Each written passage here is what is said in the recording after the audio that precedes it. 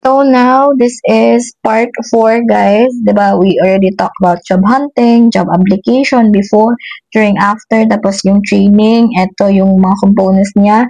Next is dito naman tayo sa production phase. So let's talk about the probationary phase.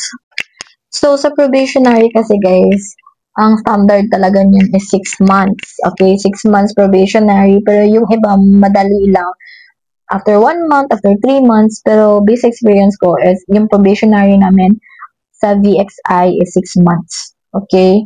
And then, since na-endorse na ako sa prod, 20% na yung night differential.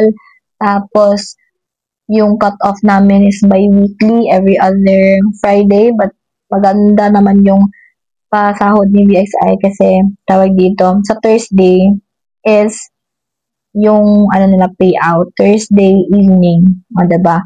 Kahit Friday naman talaga yung bi-weekly, diba ganun?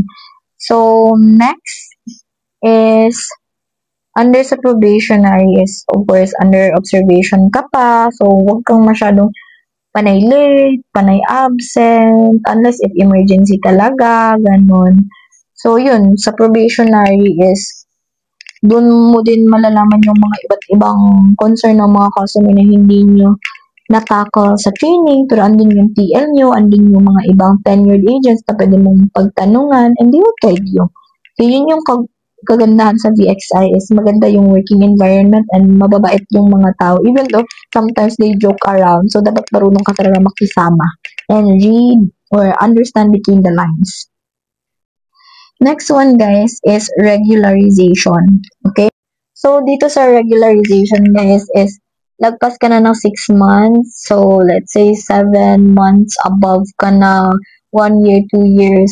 Then, sa VXI kasi is meron silang pa-salary increase. Ganon. Yun yung narinig ko sa mga tenured agents. Ganon.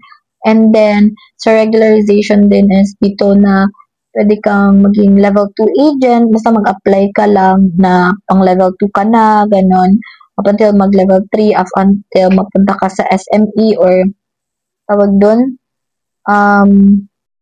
nakalimutan ko meaning ng SME, wait lang. Subject matter expert. So, pwede ka nang maging support. Pwede ka nang maging support sa mga agents na nahihirapan, ganon.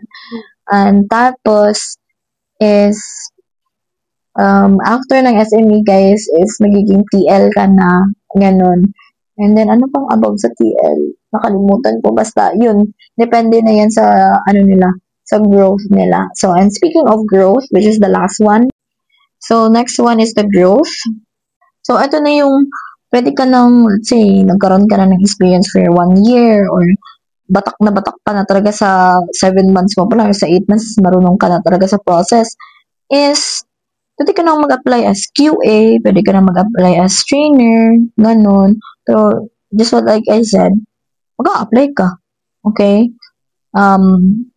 Yan, just make sure maganda yung records mo, wala kang NTE, or kapag meron kang NTE, at least, tapos ka na sa cleansing phase, ganun. So, yun lang. And, yeah, yun lang. Tapos na. Ganun lang siya, guys. And then, I'm gonna share to you what's next on that kasi I'm gonna think pa.